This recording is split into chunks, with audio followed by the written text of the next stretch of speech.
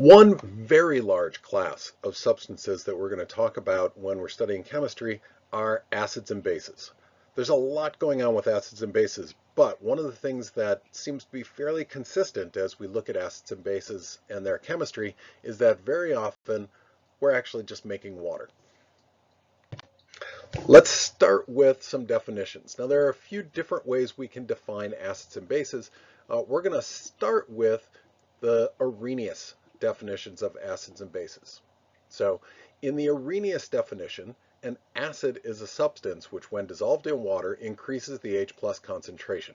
Now, that's a little bit of a clumsy, wordy definition, so we often abbreviate that definition down to calling an acid an H+ donor. An Arrhenius acid, an H+ donor.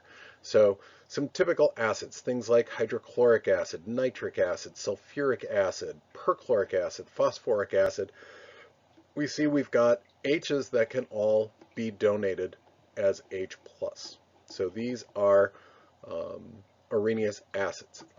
On the other side of that, an Arrhenius base is a substance which, when dissolved in water, increases the OH- concentration. Again, a little bit of a clunky definition there, so we often kind of shorthand that as a hydroxide donor. So things like sodium hydroxide, potassium hydroxide, magnesium hydroxide, pretty much any soluble hydroxide will be a good hydroxide source as an Arrhenius base.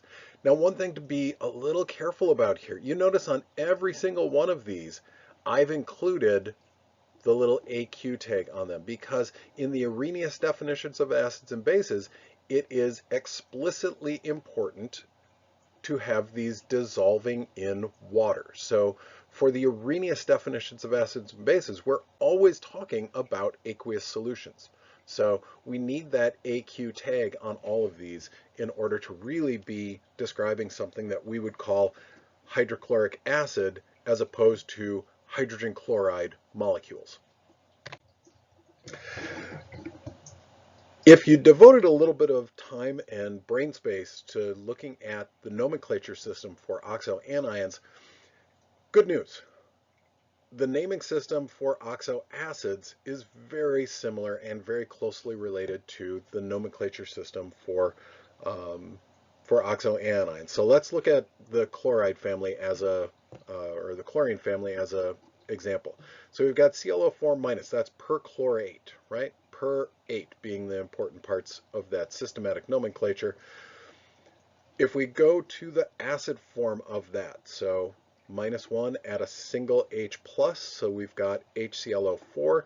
Now we've got perchloric acid. So perchlorate, perchloric acid. So per-8 and per-ic go together. If we lose an oxygen and get to ClO3-1, that's a chlorate anion. If we look at the acid form of that, that's chloric acid, so 8 to ic in both of these cases. If we lose another oxygen, go to ClO2-1, we've got chlorite, and if we go to the acid form of that, that's chlorous acid, so ITE changes to OUS acid. And finally, if we drop down one more to ClO-, that's a hypochlorite ion. The acid form of that is hypochlorous acid. So very similar nomenclature systems that line up quite nicely between the two. Most of the time, or often, when we're looking at acids and bases, the thing we're looking at is neutralization reactions. And neutralization is just the specific type of exchange reaction, right? Exchange reactions are ones where we've got two ionic substances and we just switch partners.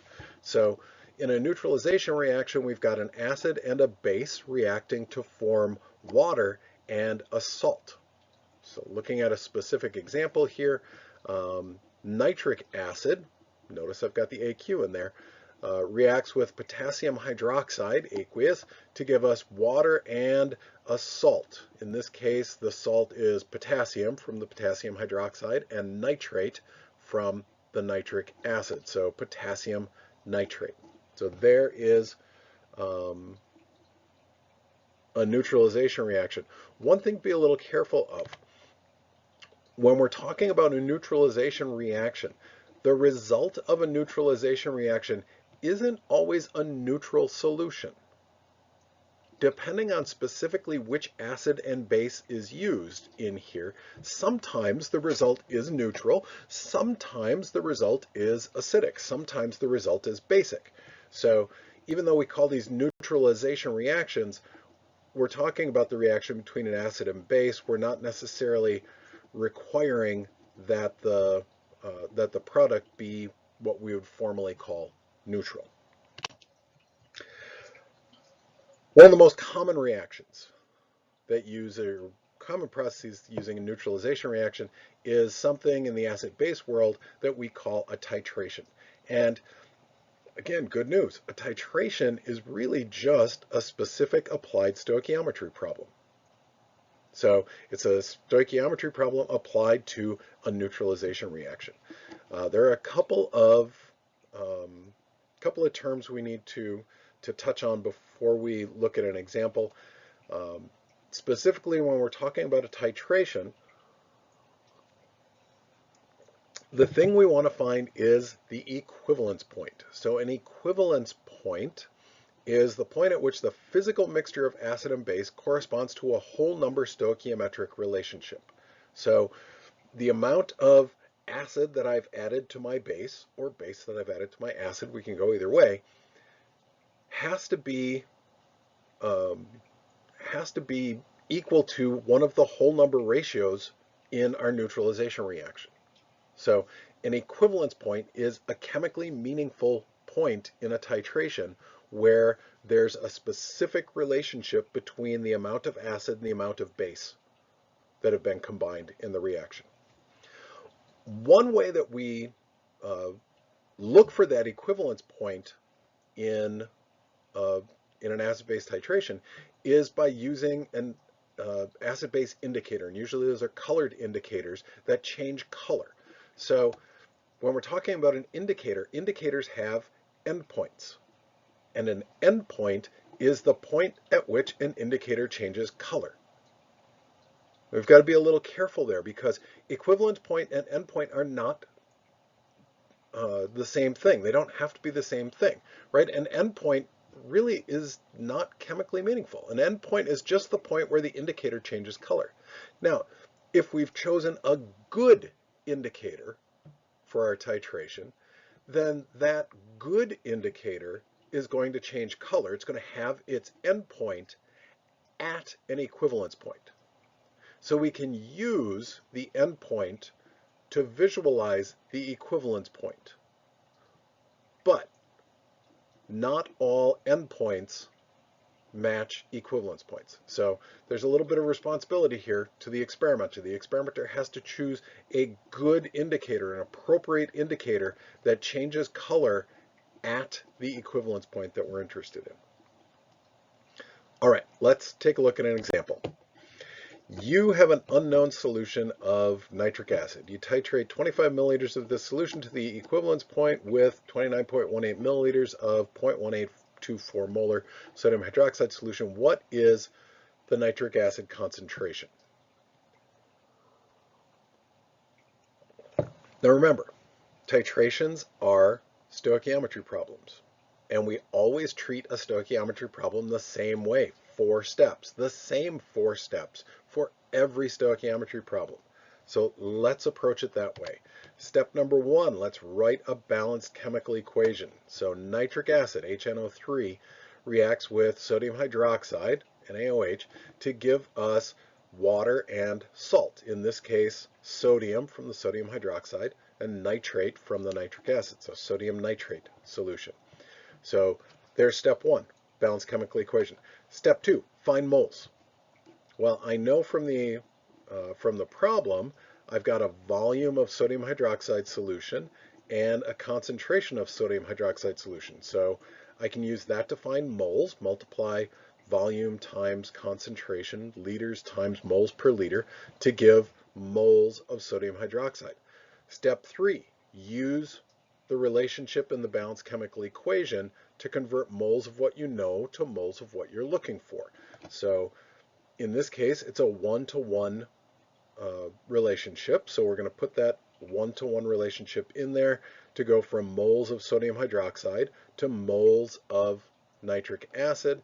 And finally, step 4, use the rest of the information to get to whatever you need out of the problem. We're looking for a concentration, so I've got moles of sodium hydroxide.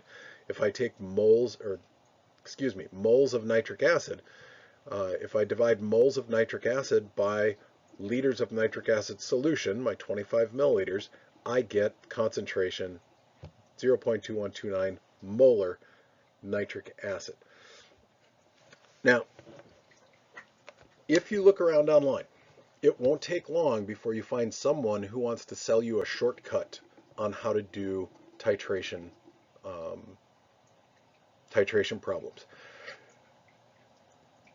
Just don't do it. The shortcut isn't worth it. And the way they make the shortcut is essentially by eliminating this term, eliminating step 3 in our stoichiometry problem. And oftentimes that accidentally gives you the right answer, but you don't want to accidentally get the right answer. You want to get the right answer. So approach titration problems like stoichiometry problems. If you do that, you will get the right answer so much more frequently. So let's take a look at another example, and this is an example where this becomes a little bit more important. You have an unknown solution of sulfuric acid now. You titrate 25 milliliters of this solution to the second equivalence point with that many milliliters of that concentration potassium hydroxide. What is the concentration of sulfuric acid? Now this looks very similar to the last problem, and we're going to approach it exactly the same way we approached the last problem. The important difference here is now we're going to the second equivalence point. So anytime we've got a polyprotic acid, anytime we've got an acid with more than one H plus on it, it's possible for us to just titrate one of those, or two of those, or in some cases 3 of those, something like phosphoric acid. So it's important that we look at this and say, okay, we are specifically going to the second equivalence point. I'm going to titrate both of those H pluses off of my acid. So I need 2 potassium hydroxides for every sulfuric acid to make 2 water molecules. And, whoops, I forgot to change this to potassium. This should be potassium sulfate, aqueous. So balanced chemical equation, let's jump in to the stoichiometry problem. Again, find moles. We've got moles of potassium hydroxide here. Once we've got moles of potassium hydroxide, use the relationship in the balanced chemical equation. Now we've got a 1-to-2 mole ratio, and divide again to give us concentration 0.2066 molar sulfuric acid. If you use the shortcuts, you're going to leave this term out and get the wrong answer. Don't use the shortcuts. Don't use a shortcut that's going to intentionally give you the wrong answer in 1/3 of the problems you'll ever do. So treat these like stoichiometry problems, and you will always have a better chance of getting to the correct answer at the end. Now, we can apply titrations to a lot of different situations, but typically when we're looking at titrations, we're talking about something that's acid and base. So there are Arrhenius definitions of acids and bases and a little bit of application of those. We're going to continue looking at acids and bases in a few different ways in upcoming videos. So I will see you next time.